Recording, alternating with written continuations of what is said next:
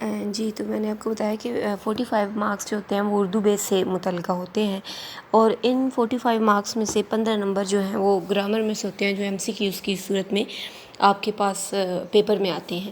اس کے علاوہ 20 نمبر جو ہیں وہ آپ کے مضمون نویسی کے ہوتے ہیں۔ مضمون آپ نے ایک لکھنا ہوتا ہے ایک ٹاپک کے اوپر، اور اس 20 نمبر ان کے علاوہ 10 نمبر کا آپ کے پاس جو ہے وہ خط آتا ہے۔ اب یہ جو اردو بے کا آپ کا سیلیبس ہے، اس میں سے آج ہم انشاءاللہ جو ہے وہ خط کے بارے میں تھوڑا سا پڑھیں گے۔ خط آپ کے پاس ایک بہت اچھی اپرچونٹی ہے۔ ویسے تو آپ کا جو پیپر ہے یہ سب سے لاسٹ والا کویسچن جو ہے وہ آپ کے پاس خط کا ہوتا ہے، اور بعض دفعہ ایسے ہوتا ہے کہ خط کی جگہ پر جو ہے وہ ابیتی بھی آ جاتی ہے، لیکن جو عام طور پر مشاہدہ ہے اور جو میرے ایکسپیرینس کے مطابق وہ یہ ہے کہ ابیتی جو ہے وہ اگر آپ پچھلے 9-10 سالوں کے پیپر اٹھاتے ہیں تو 1-2 پیپرز ایسے ہوں گے ان سالوں میں جن میں سے جو ہے وہ ابیتی کا کویسچن ہو خط کے بجائے۔ موسٹلی جو ہے وہ خط کا ہی کویسچن ہوتا ہے، اور کبھی یہ ہوتا ہے، کبھی کبھار یہ ہوتا ہے کہ ابیتی آ جاتی ہے، یعنی کہ ان کے اندر چوائس نہیں ہوتی، ان میں سے جو ہے وہ کوئی بھی ایک آ جاتی ہے، لیکن زیادہ 90% چانسز جو ہیں وہ خط کے ہی ہوتے ہیں۔ اس وجہ سے پہلے جو ہے وہ ہم خط کو کرواتے ہیں، اور لیکن ابیتی بھی ہم انشاءاللہ ضرور بعد میں کریں گے۔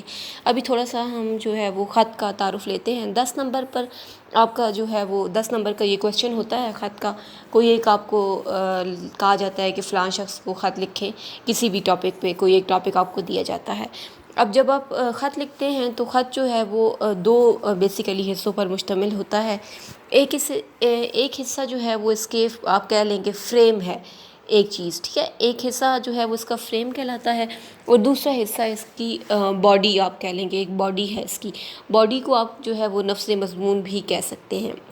فریم آپ یہ جو اوپر والے دیکھ رہے ہیں، اب سامنے آپ کے سامنے یہ خط میں نے ایک مثال کے طور پر رکھا ہے، جو دوست کے نام آپ نے لکھنا ہے کہ اس کی والدہ کی وفات ہوئی ہے تو اس کو آپ نے تعزیت کرنی ہے۔ یہ آپ کے پاس ایک میں نے خط رکھا ہے، اور اس میں آپ دیکھیں کہ یہ جو اوپر امتحانی کمرہ لکھا ہوا ہے، یہ جو تاریخ لکھی ہوئی ہے، پیارے دوست لکھا ہوا ہے، پھر نیچے جو شریک غم ہے اور اپنا نام وغیرہ، یہ چیز آپ کا کیا کہلائے گی؟ فریم کہلائے گا۔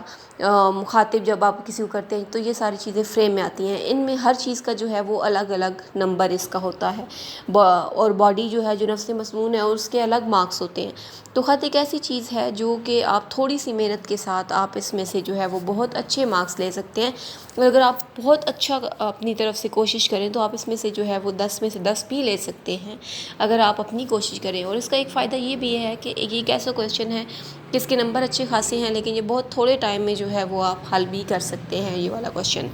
تو خط جب ہم شروع کرتے ہیں بچوں، تو خط شروع کرنے میں سب سے پہلے جو ہے وہ آپ دیکھیں کہ اوپر اس خط میں سب سے پہلے آپ اپر رائٹ اپر کارنر پہ آپ دیکھیں کہ آپ کے پاس لکھا ہوا ہے امتحانی کمرہ۔ یہاں سے ہمارا جو ہے وہ کوئی بھی خط ہوگا تو وہ یہاں سے امتحانی کمرہ سے شروع ہوگا، اور جب آپ امتحانی کمرہ لکھیں گے تو کچھ بچے جو ہے وہ کمرہ امتحان بھی لکھتے ہیں، کچھ بچے نہیں بلکہ موسٹلی بچے جو ہے وہ کمرہ امتحان لکھتے ہیں۔ کمرہ امتحان، کمرہ جو ہے وہ آپ کے پاس پرتگالی لفظ ہے، ٹھیک ہے، پرتگالی زبان کا لفظ ہے، اور یہ نہ تو عربی کا لفظ ہے اور نہ ہی فارسی کا لفظ ہے۔ اس وجہ سے ہم جب کمرہ امتحان لکھیں گے تو وہ ایک ترکیب بن جائے گی۔ ترکیب مطلب جہاں پہ آپ 2 لفظ اکٹھے کر رہے ہوتے ہیں، جیسے صبح و شام، نالہ دل، اس طرح کے جب آپ 2 لفظ مرکب اضافی یا ترکیب کے طور پر استعمال کرتے ہیں تو اس کے لیے ضروری ہے کہ دونوں لفظ جو ہیں وہ ایک زبان کے ہونے چاہیے، لیکن کمرہ چونکہ پرتگالی ہے اور امتحان جو ہے وہ اردو زبان کا لفظ ہے، تو اس وجہ سے ہم ان کو کمرہ امتحان نہیں کر سکتے بلکہ ہم ان کو امتحانی کمرہ کریں گے۔ اور کمرہ بھی دیکھیں یہاں پر الف کے ساتھ کمرہ لکھا ہوا ہے۔ بچے اکثر کیا کرتے ہیں، گول والی جو ہے ہوتی ہے اس کے ساتھ کمرہ لکھتے ہیں، اور جبکہ میں نے آپ کو بتایا کہ کمرہ جو ہے پرتگالی زبان کا لفظ ہے، اور پرتگالی زبان میں جو ہے وہ ہے کا کوئی کنسیپٹ نہیں ہے، اس وجہ سے پرتگالی میں الف موجود ہے، ہے نہیں ہے، تو ہم کمرہ کے آگے جو ہے وہ ہمیشہ الف ہی لگاتے ہیں، ہے کا لفظ استعمال نہیں کرتے۔ تو اب آپ نے مرکزی امتحان کا بے شک آپ لفظ استعمال کر دیں، امتحانی کمرہ کا لفظ استعمال کر دیں، لیکن کمرہ امتحان کا آپ نے لفظ جو ہے وہ آج کے بعد استعمال نہیں کرنا، ٹھیک ہے۔ تو جب آپ امتحانی کمرہ درست لکھ دیں گے تو اٹس مین کہ آپ کا ایک نمبر پکا ہے۔ اب دوسرے لائن میں آپ دیکھیں کہ آپ جو ہے وہ تاریخ لکھی ہوئی ہے، جس طرح میں نے آپ کو فرسٹ ایئر میں ہمیشہ میں نے آپ کو بتایا کہ تاریخ آپ اپنی پوری کوشش کریں کہ آپ تاریخ کو اردو جو حروف ہیں گنتی کے اس میں لکھیں. اور چلے اگر آپ کو اردو گنتی نہیں آتی تو آپ انگلش والی جو جس طرح لکھتے ہیں وہ والی گنتی بھی لکھ سکتے ہیں، لیکن جیسے درمیان میں اب 18 اور جون جس طرح اردو میں جیم واو نون، اس طرح جون آپ نے لکھنا ہے. دوسری طرح یہ نہیں کرنا کہ جو ہے وہ 18/6/2020 اس طرح سے آپ نے تاریخ نہیں لکھنی، بلکہ یہاں پہ جس طریقے سے لکھی ہوئی ہے کہ 18 جون 2020 اور 2020 کے آگے آپ نے جو ہے وہ حمزہ کا سائن آپ کا آئے گا. ٹھیک ہے، تو یہاں پہ آپ کا جو ہے وہ دوسرا نمبر پکا ہو جاتا ہے جب آپ تاریخ جو ہے وہ صحیح سے لکھتے ہیں. پھر اس کے بعد یہاں پہ چونکہ دوست کے نام ہے تو یہ آپ دوستوں کے ساتھ فرینکنس ہماری ہوتی ہے، تو اس وجہ سے یہاں پر پیارے دوست کہہ کر اس کو مخاطب کیا جا رہا ہے. اور اس پیارے دوست کے سامنے آپ کو ایک اور سائن نظر آ رہا ہے جس کو ندائیہ کا سائن کہتے ہیں. کسی کو جب ہم مخاطب کرتے ہیں، کسی کو پکارتے ہیں، انگلش میں بھی آپ کے پاس یہ ایکسکلیمیٹری سائن جو ہے وہ یوز ہوتا ہے جس کو آپ انگلش میں بولتے ہیں، لیکن اردو میں اس کو ہم ندائیہ کا سائن کہتے ہیں. تو اس کو آپ نے پیارے دوست یا جو بھی جس کے نام بھی آپ خط لکھ رہے ہیں اس کے بعد آپ اگر فار ایگزامپل آپ اپنے والد کے نام خط لکھ رہے ہوں تو کیا آئے گا کہ پیارے والد جو والد بزرگوار، تو اس کے سامنے بھی آپ جو ہے یہ والا ندائیہ کا سائن لازماً استعمال کریں گے. پھر اسی کے ساتھ آپ کو نظر آ رہا ہوگا السلام علیکم ورحمۃ اللہ.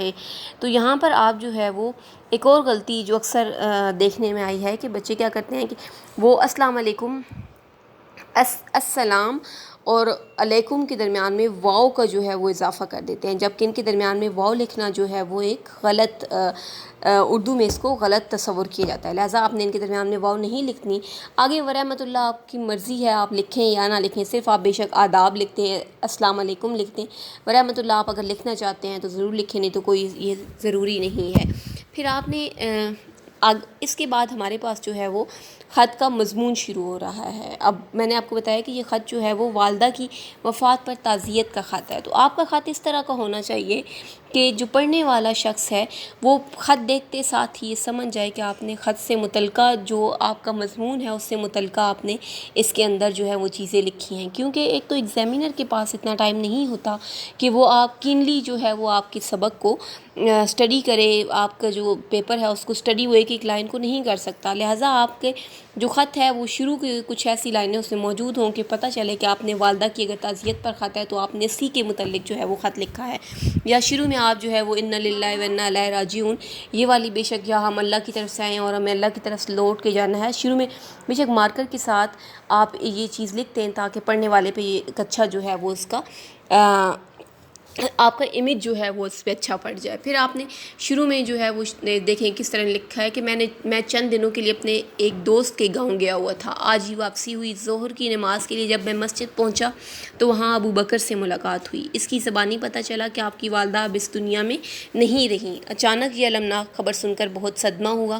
میں حیران تھا کہ وہ تو بالکل تندرست اور صحت مند تھی، پھر یہ اچانک حادثہ کیسے پیش آیا. ابو بکر ہی نے بتایا کہ انہیں صبح 8 بجے دل کا دورہ پڑا اور 15 منٹ کے اندر اندر وہ اس جہان فانی سے کوچ کر گئیں.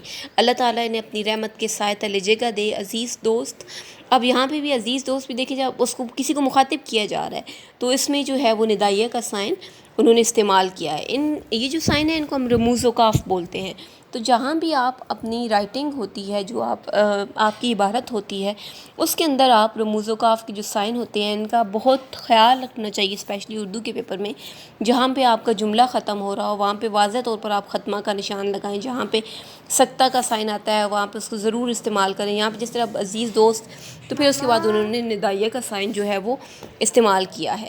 پھر وہ کہتے ہیں کہ موت ایک ایسی حقیقت ہے جسے کوئی جھٹلا نہیں سکتا. اس دنیا میں اللہ کے منکر تو مل جاتے ہیں لیکن موت کا منکر کہیں نہیں ملتا. جس زیرو نے سانس لیا اس نے موت کا ذائقہ ضرور چکھا. یہ اللہ کا فیصلہ ہے. ارشاد ہوتا ہے کل نفس ذائقۃ الموت، ہر جاندار موت کا ذائقہ چکھے گا. تو اب یہاں پہ دیکھیں کہ وہ آیات کا بھی استعمال کیا جا رہا ہے.